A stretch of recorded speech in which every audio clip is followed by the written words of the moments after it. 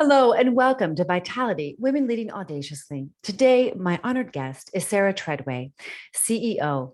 I'm excited to have her on the show and tell us more about her story because it's an interesting one with some twists and turns. So, welcome to the show. Thank you so much, Jennifer. It's an honor to be here. So, tell us, how did it evolve into you doing what it is you do? Well, I've always had a passion. I run a hotel development company, and it was my father's company before me. I run it with my brother and with our CFO, Kelly. And really from the moment I can remember, I told my parents that I wanted to go into the hotel business and run Dad's business. My mom, I remember being very offended because she is a professor at the university here in Denver and at Metro State. And she said, you're not interested in being a teacher like I am? And I said, oh no, mommy, no, I was probably 7 years old. And I said, I want to be a hotel guy like Daddy, because when he comes home, he watches TV. And when you come home, you keep working.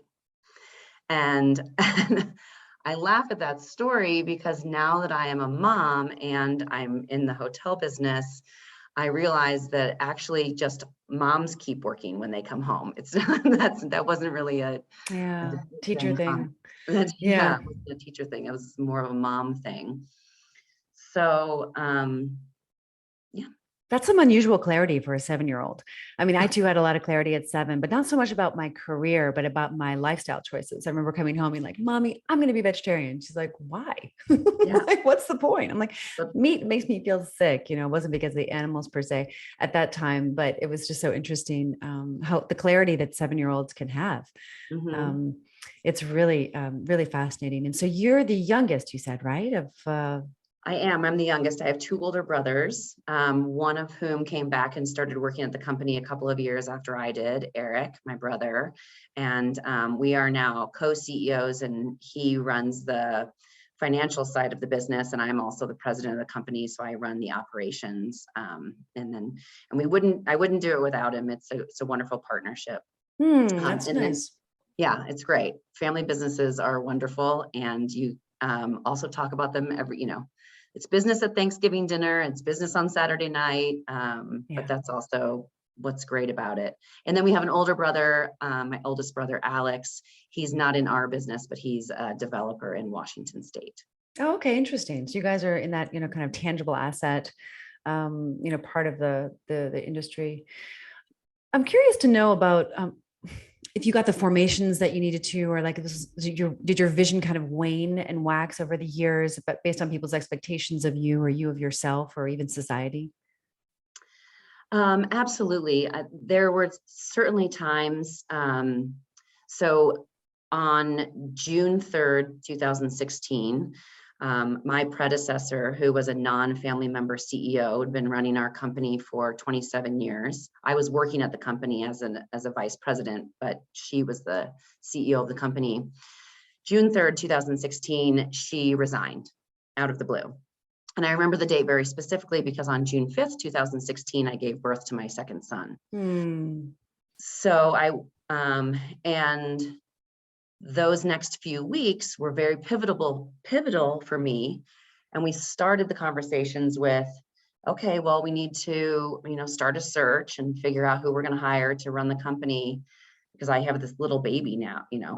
My oldest was 18 months, so he basically was still a baby. And then I really had the new baby. And it took a few weeks. Actually, it took most of the summer. I'd say it was mid-August when I finally had the realization, and in talking to my brother and my mom and my dad and my wonderfully supportive husband, who I think it was Shay, who first said, he was like, you can't go hire somebody. This is your job. And like, I'm here for you. I support you. And like, let's do it. Right.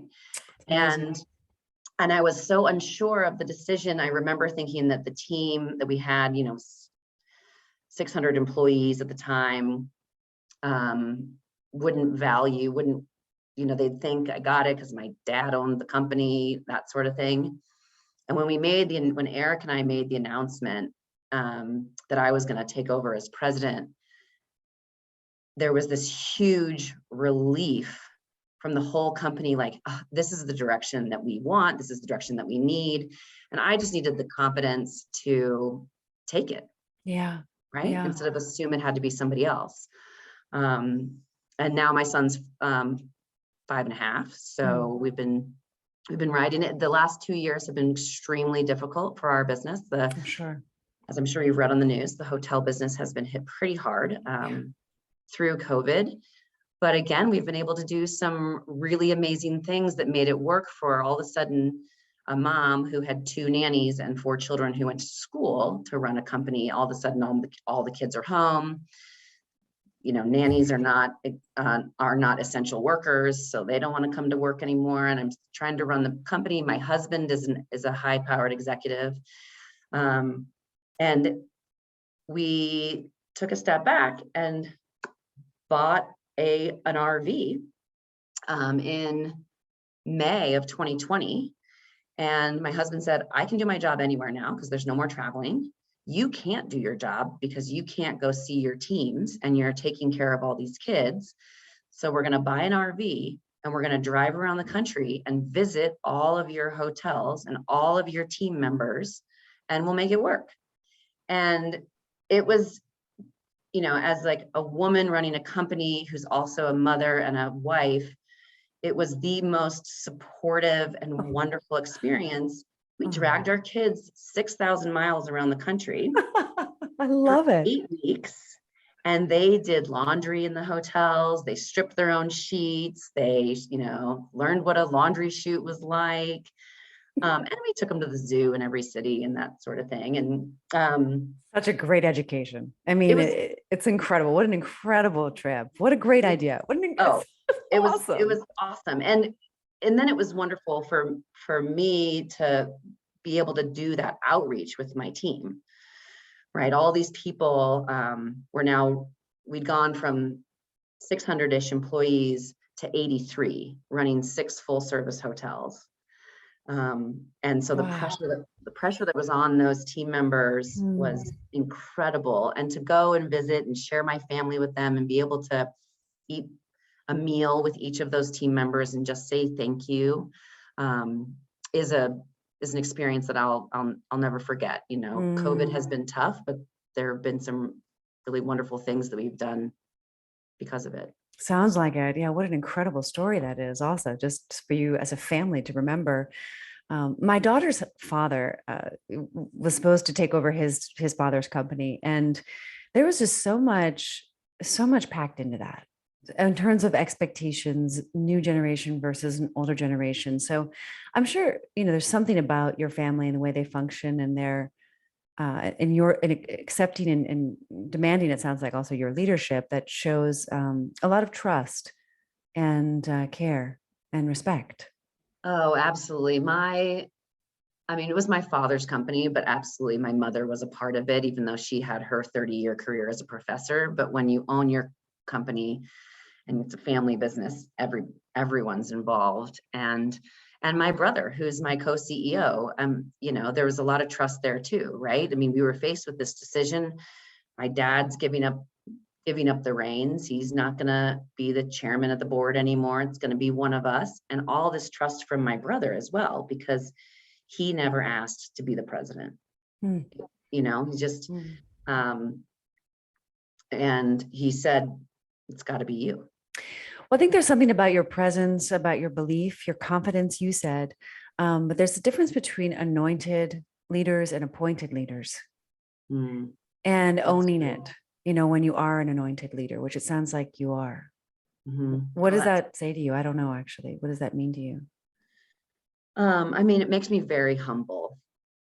I feel very grateful that for what my father had set up for us to have an opportunity to take what he had built, this wonderful company, and grow it and make it more, because we all have strengths and weaknesses. And my dad is a visionary. He's an entrepreneur. He's a risk taker. And I'm not, right? I'm not an entrepreneur. I did not found the company. But when I had this beautiful nugget to take and run with, Mm. that's where I really was able to succeed. Mm. And it's been fun. So I'm very cool. grateful. Yeah. So cool. So you're a mom of 4, you said, right? Mom of 4. Yeah. So my youngest are 3. So when we headed out on that road trip, they turned 2 a week before we left on the road trip. So there'll be 4 coming up this summer. And then I've got a 5.5-year-old and a 7-year-old. Such great ages. Oh, so exciting. 7 was Yeah. so magical. Like 7 to 11 was so magical for me, or Oh. for us, I should say, for my daughter and I. Right. And then you got a husband. You got your, your CEO position. You're managing, a lot of people. So tell me how do you kind of keep it all together with some grace? That's a great question. And it's one that I constantly struggle with. But I just, at the start of this new year, put some new practices into place. So since we're not very far into the new year yet, I'm hoping that they continue. But COVID changed my business forever. And so I'm no longer needed at the same times that I was. And I'm able to spend more time doing things that I always had to miss before, like hockey games and gymnastics practices and things like that. And so I just made it clear to all of my associates that they can put meetings on my calendar any day, 5 days a week, Monday through Friday, but only between 10:15 and 2:45 in any given day. And that does not mean I only work for 4.5 hours a day, because I work all the 24, time. all the time, all the time, sure. But if people put meetings on my calendar at 8:00 in the morning, if I'm otherwise not busy, I can't take my kids to school, Right. or go to a yoga class if I want to. But between 10:15 and 2:45, like, open schedule. And it has, for the last 3 weeks, really kind of brought the power back of my own life and schedule into my hands. Amazing. It was I feeling, love that. yeah, it was feeling more like everybody else was controlling the demands. And I just sort of flipped it around. And it turns out you can have all your meetings in 4.5 hours. Totally. Yeah. And you're not like being, it's so true. I love that idea. So basically you're saying no to a certain degree, you're setting boundaries, you're tightening things up, because I also find it, I need to get into a flow of just my thoughts and, the housekeeping, the cooking, the preparing, whatever, delivering the kids, doing whatever needs to be done. But we get into a flow, and it gets staccato when we have meetings that we have to kind of stop everything for and restart. So I love that idea. Absolutely. And on the reverse, sometimes I have, or previous to this new boundary, sometimes I would have meetings for like 9 hours straight. Yeah. I know those days. Yeah. And that's not productive, but sorry for the people who have the last couple of hours, because they're not getting my full attention, Right, or the research that I needed to do before that meeting started, because there was no space. Not to mention the spine. I mean, when we're sitting too long and meeting after meeting after meeting, it's just not good. It's just impossible for anyone to expect themselves to be on like that. I love that. And I think that, this podcast, come to find out, has been a resource for a lot of women, entrepreneurs, CEOs like yourself, to give themselves permission to do something as bold as you did. 10:15 to 2:45. That's it. Let's see how it works. And you love it. I love it, because sealing up those power leaks, I call it, it's kind of coachy jargon, but power leaks, when you seal them up, that's when you start to see vitality shining through. And we don't always realize all the ways in which, vitality and energy and power is leaking out, whether it's, planning, failing to plan, not having adequate, resources in terms of just food, nourishment, exercise, fresh air, sunshine, even if it's winter. Absolutely. Yeah. 100%. And so, that schedule allows me to take my kids to school, to go to yoga, to pick them up from school if I want to. And it just allows me to make those decisions and I can make my own meetings outside of those realm, right? Yeah, totally. But so, knock on wood, it'll continue. Yeah, I mean, time is the biggest commodity, isn't it? I mean, quality time and productive time and even downtime. I know a lot of the women that I coach who are doctors, at the top of their fields. I mean, they have multiple jobs. I mean, right now you've got at least two full-time jobs, right, between being a mom and the CEO. Yeah, So, we've got to have that downtime. And yeah, it's more important than I think any of us realize, because oftentimes it's that we start to act out when we don't have either play or downtime or both. That's when we go to the wine or we go to, I don't know, other sabotaging things that are just unfortunate, or even lack of sleep. Sleep is oh, so essential. absolutely. And that's why, you just can, yeah, like you said, self-sabotage, but you can also just be your own worst critic, right? Oh, I yeah. haven't been a good enough mom, haven't been a good enough this, haven't been a good enough that. And so I just try to take a lot of deep breaths and show myself some grace Yeah. and Yeah. That's the schedule hardest one-on, thing. and I also try to schedule one-on-one time with each of my kids. Nice. And That's brilliant, by the and way. when I well, when I first started doing it, I made it too big of a deal. It had to be like going to the stock show or going, doing all these things. And this past weekend, I had my one-on-one time with Hugh, my 3-year-old son, and I asked him what he wanted to do. He said, "Oh, I want to go to Whole Foods." I said, "Great. What do you want to get at Whole Foods?" He said, "Crackers." I Like, love it. okay, great. What do you, how do you want to get there? He said, "Can we ride bikes?" I said, Aw. "Sure." And so it just doesn't have to be this like, one-on-one time doesn't have to be a trip to New York City and seeing a Broadway show. It Right, can right, right. literally be going to the grocery store and spending an hour. And he thought it was the greatest thing. I let him choose everything we bought. So we got like one bell pepper, 3 apples, a bunch of crackers, and Honey Nut Cheerios. Oh my And I let gosh. him check out everything. Sorry for the people in line behind me. Um, but those sorts of things just really fill my bucket. And then when I'm stressed out because I had a bad day at work and my husband's traveling and they're all screaming and no one's been fed, it's like, Yeah. Yeah. it's okay. It's It's okay. okay. It's Yeah. okay. We're going to get there Yeah. because that's real. What you just described. It's really, really real. Oh, it Yeah. is. It happens every week. And Yeah. you're like, well, if you forget to brush their teeth, It's not the end of the world. it's not the end of the world. No. Forgive it, a I little bit of gave up. grace. At one point, I think my daughter was like 12. I'm like, I'm just not going to talk about it anymore. When she decides she wants to kiss a boy, she'll start brushing her teeth. I mean, I tried everything like shameless bribes. I even was like, okay, if you get a cavity, you're paying for it. I mean, horrible things that like no parent should do. But no, she does brush her teeth every day now.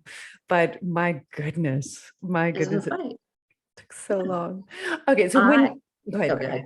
No, go ahead. Oh, no, I was going to change the subject. So I'd love to hear what you were going to say. Oh, I was just gonna say, I mean, we've all done that, right? My youngest son wouldn't potty train, and his twin sister has been potty trained for like 7 months. And so I finally bought him the biggest truck I could find. I like went to Macy's, and for $20, there was like this, 3-foot plastic dump truck. And I told him that he could sleep in bed with it and like literally put it in his crib with him, this giant toy, as long he was going potty. Oh. And then every time he had an accident, I'd be like, oh shoot, now you can't have the truck anymore. And he'd lose the truck. Oh my gosh. That's one way. It's like whatever works, I guess. And now about a month after the truck came, he's potty trained. Wow. I mean, But that's young. he Young sleeps with for a a boy. huge he sleeps with a huge truck. That's really sweet. I love that. All right. So when you're tired, how do you recharge? It sounds like this one-on-one time with your kids is a source, but anything else that you do as your kind of efficient hack to recharge? It could be as simple as just like going to bed. It doesn't have to be anything fancy. I'm just curious. I'm a big sleeper. So yes, I do go to bed, but the thing that recharges me the most, honestly, is what in our house we call steak night, date night.